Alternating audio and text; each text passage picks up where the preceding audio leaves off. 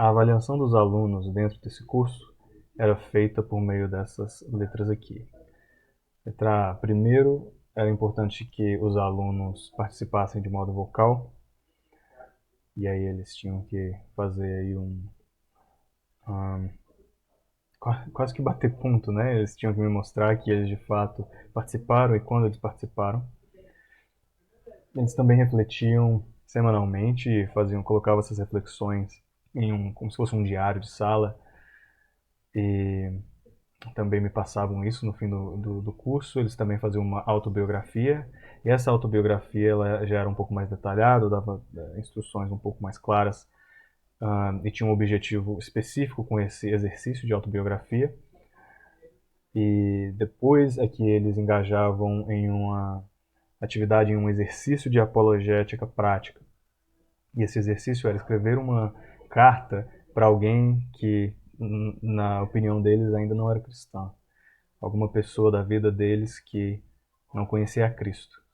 Então eles tinham uma prova final e um projeto final. E esse projeto final consistia em reflexões que eles teriam após visitar duas vezes locais não cristãos de culto, seja aí um templo budista, hinduísta, uma sinagoga não messiânica, um, uma mesquita, algo assim. Então eles visitariam duas vezes e fariam reflexão. Como forma de engajamento cultural e aprendizado fora da nossa bolha cristã. Muita gente é criada e vive na bolha cristã.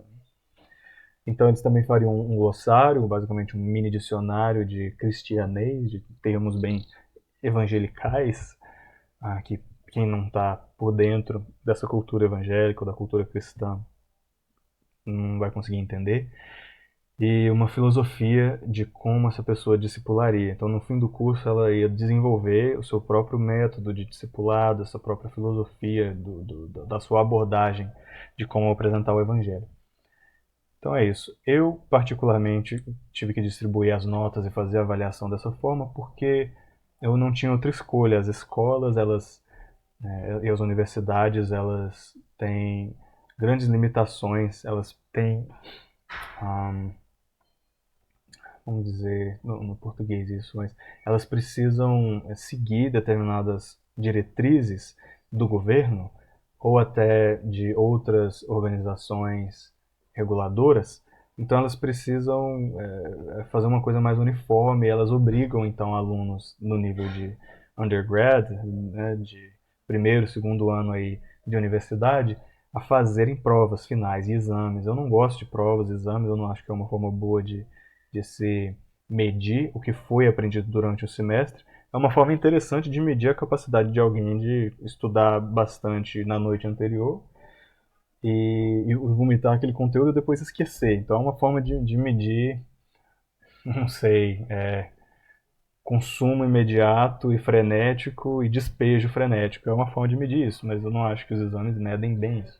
Tive que fazer por conta das obrigações da organização. E a própria organização teve que fazer por conta ah, das, dos credenciamentos que elas têm no Canadá. Enfim, e aí eu ajudava o pessoal a lembrar que é muita informação, muito conteúdo, então que a gente tem que parar e respirar fundo de vez em quando. E então eu começava esse curso afirmando que ninguém vem a um curso de apologética ou a qualquer aula sem trazer nada de útil, sem trazer nada hum, já solidificado na sua mente, né? Todo mundo que começa um determinado curso, uma determinada aula, já tem alguma experiência de vida, já tem alguma ideia de algum conteúdo. Então, o que eu queria é honrar os alunos e a história deles e a jornada deles. E esses alunos provavelmente já participaram de muita escola dominical, participaram de muitos treinamentos, acampamentos, palestras, né, sermões, e conferências. Então, eles aprenderam sobre evangelismo e discipulado. Inclusive, mesmo se não tenham aprendido nada teórico, eles aprenderam na prática, eles já devem ter engajado, eles já devem ter tido experiências de discipulado, evangelismo e apologética. Então, eu queria que eles colocassem tudo sobre a mesa para que, de forma conjunta, esse grupo pudesse construir daí para frente, para que eu não ficasse também me repetindo ou presumindo que eles sabem menos do que eles sabem ou mais do que eles sabem. Então, esse primeiro slide aí dessa aula, não sei, deve ter sido a segunda, terceira aula, eu pedi para eles falarem, ok, se vocês já participaram de missões, de discipulado e evangelismo, o que é que vocês aprenderam? O que é que vocês já ouviram e viram a respeito disso? E aí eu pedi para eles, em grupos de 3, fazerem uma lista de coisas que eles aprenderam e que eles guardam e trazem consigo hoje. Depois, então, eu falava para eles, olha, eu sei que vocês não estão chegando do zero nesse curso, esse é um curso posterior, ele é um curso que tem outros cursos e outras matérias como pré-requisito. Um desses pré-requisitos é religião 121, na época, no caso ali da Redeemer. Eles aprendiam um pouquinho de estudos teológicos, um pouquinho de metodologia. Em outro curso que chama Fundamentos de Missão e Fundamentos do Ministério, eles aprendiam então fundamentos não só de teologia, mas de missão e ministério e os desenvolvimentos históricos da teoria e prática da missão.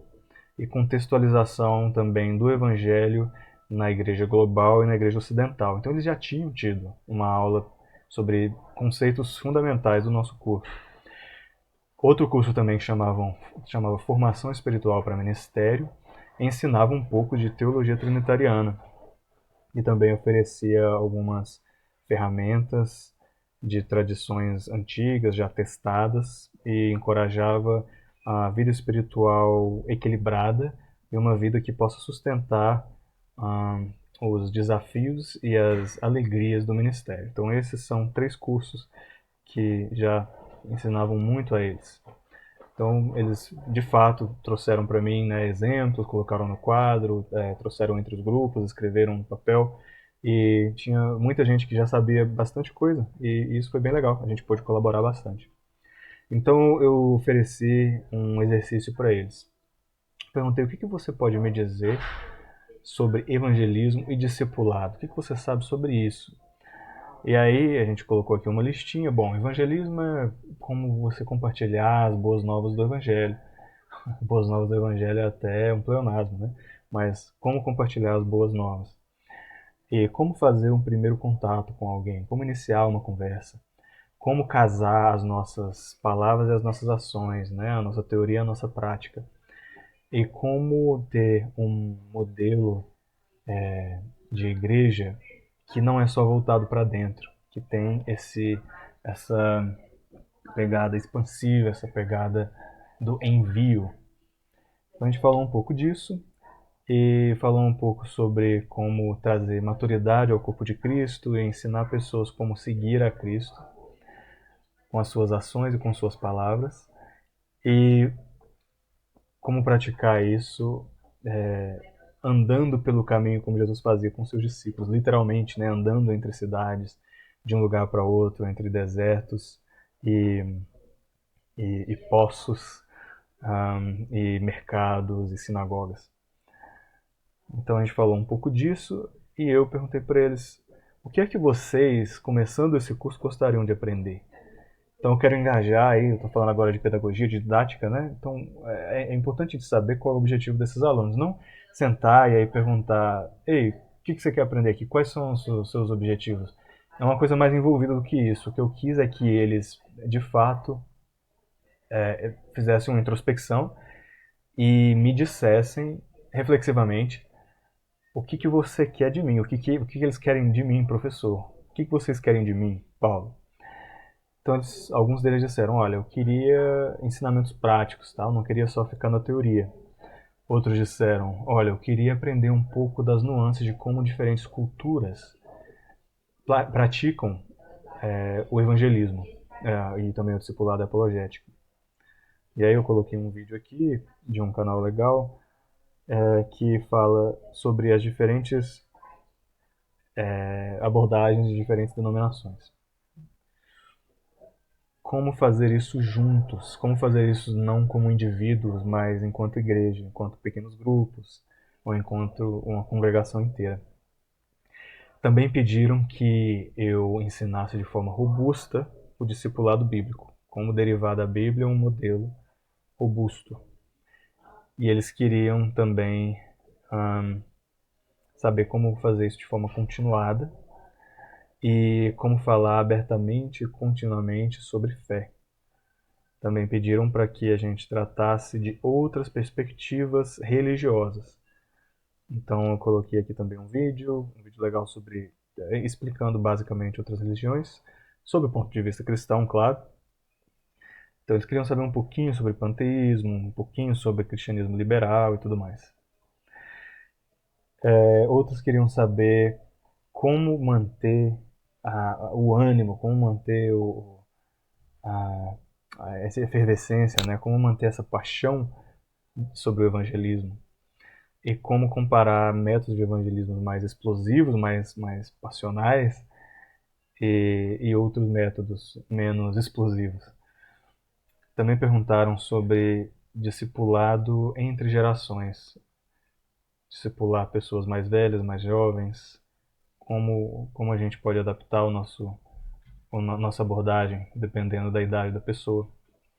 Então, eu comecei com uma reflexão de que a primeira coisa que a gente pode incorporar na nossa vida pessoal, antes da gente pensar em evangelismo ou discipular os outros, é trazer para o nosso dia a dia a prática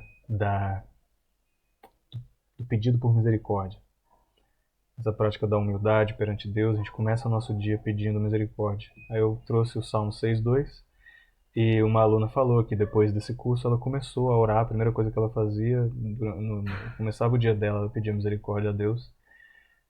Porque nós precisamos, né? Há muitos desafios, a gente é muito fraco, incapaz, limitado, e mesmo os super competentes, e mesmo se a gente está bem, numa fase boa da vida,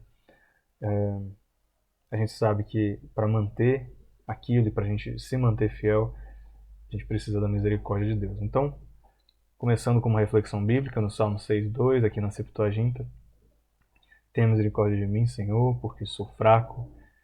Cura-me, Senhor, porque os meus ossos estão atribulados. Começar com essa reflexão é importante. Então, trabalhar, né, no autocuidado e na humildade. Depois, então, comecei a falar de tom e de contexto. Aí eu trouxe um vídeo bem canadense, né, como os meus alunos eram canadenses. Eu trouxe um vídeo humorístico sobre como os canadenses conversam, bem particular a eles. E aí eu trouxe aqui esse slide que diz: todos os discipuladores também são discípulos. Então, todas aquelas pessoas que discipulam já foram ou deveriam ser discípulos de alguém. E aí eu perguntei para eles como que o Espírito de Deus tem discipulado você? E como é a sua relação com Jesus? Qual o seu relacionamento com Jesus? E como que isso tem sido hoje? E aí eu perguntei para eles, você consegue descrever a sua própria história de discipulado, o que Yahweh tem feito na sua vida desde o seu nascimento e até esse ponto?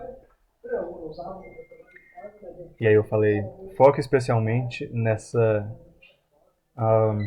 conexão, nessa relação de graça e pecado na sua própria vida. Como que essa história, como que essa peça, né, essa fábrica entrelaçada de graça e pecado na nossa vida se manifestou na sua. E quais as nossas presunções? O que a gente tem dá como certo sobre discipulado? O que a gente acha que é discipulado? E de onde vêm essas presunções? De onde vêm essas ideias pré-formadas? Quem que te ensinou o que é discipulado a princípio, né? Então eu comecei a falar sobre método. Se a gente vai aprender a discipular, E aí eu diria que o evangelismo é simplesmente a primeira fase do discipulado, tá? Então é como se fosse uma subcategoria do discipulado. A apologética também, ela é uma subcategoria do discipulado.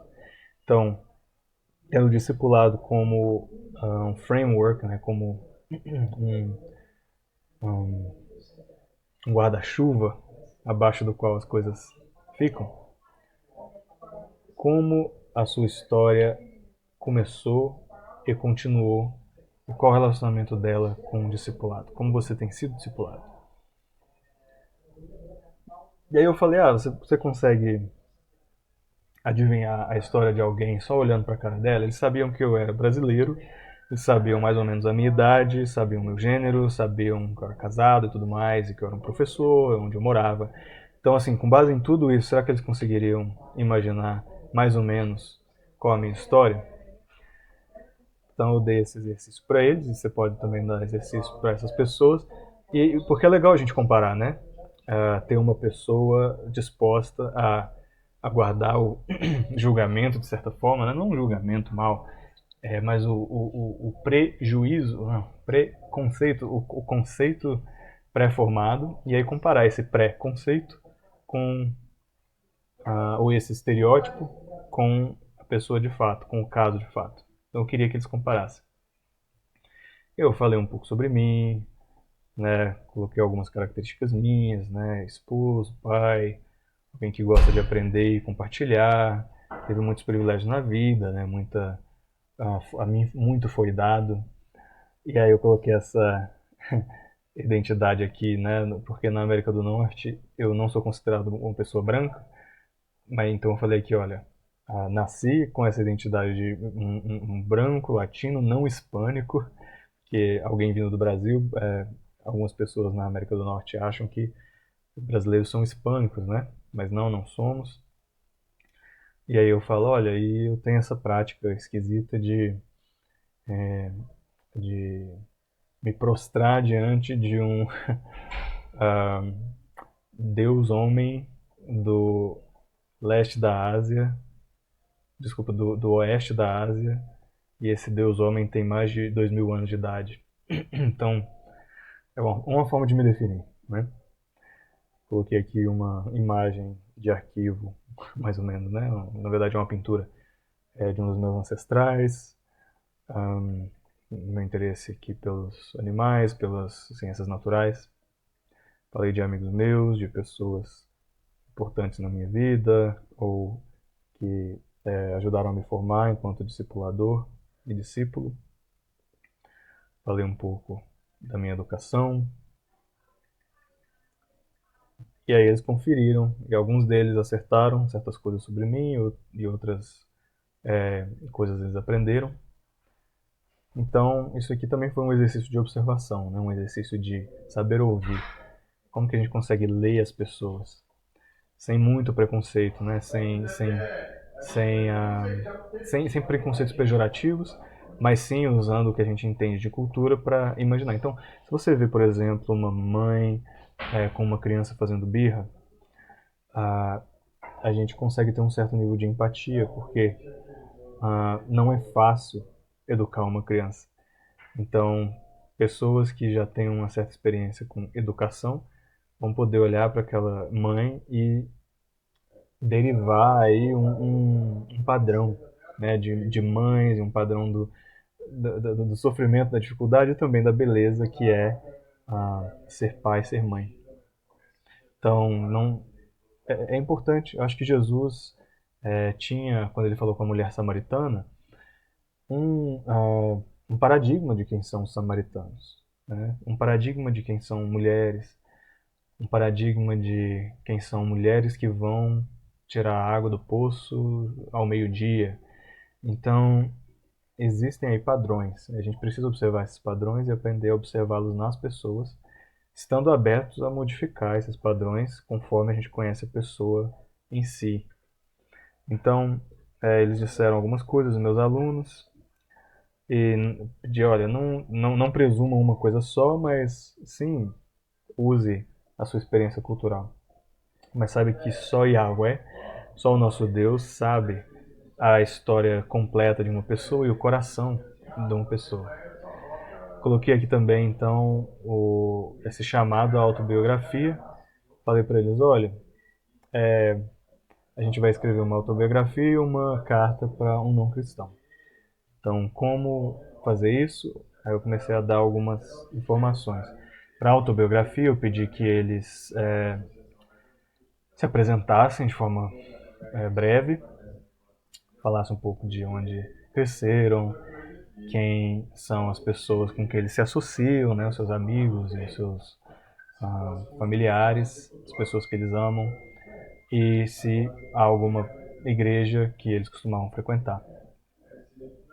Também pedi para que eles falassem sobre a adolescência e a infância deles, né, que essas alunas e esses alunos fizessem um apanhado de como que eles entenderam ou aprenderam sobre a fé cristã e que relacionamentos eles tiveram ou elas tiveram e qual foi a significância desses relacionamentos e que eles descrevessem experiências de vida, momentos particulares da vida deles que foram formadores, foram momentos que foram divisor de águas, ou momentos de grande aprendizado. Pedi também que eles falassem sobre ministério na vida adulta, porque eu disse para eles, olha, é muito comum que a gente, desculpa aí o barulho, né? É importante que a gente aprenda a acrescentar ou construir sobre dinâmicas da nossa infância, da nossa adolescência, e às vezes a gente está reagindo contra algo que aconteceu na nossa infância, às vezes a gente está reagindo contra outras dinâmicas.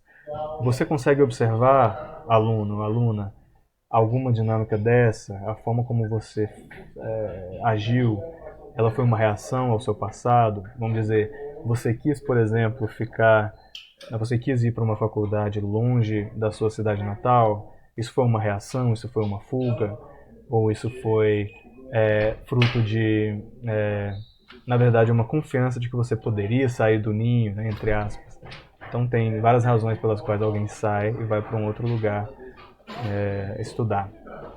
E é isso, aí a conclusão seria o presente e o futuro, quais ambiguidades você tem na sua vida e quais lutas você tem, que convicções você tem. E então eu comecei a dar a eles instruções para carta a não cristãos. E aí eu vou gravar um próximo vídeo sobre isso.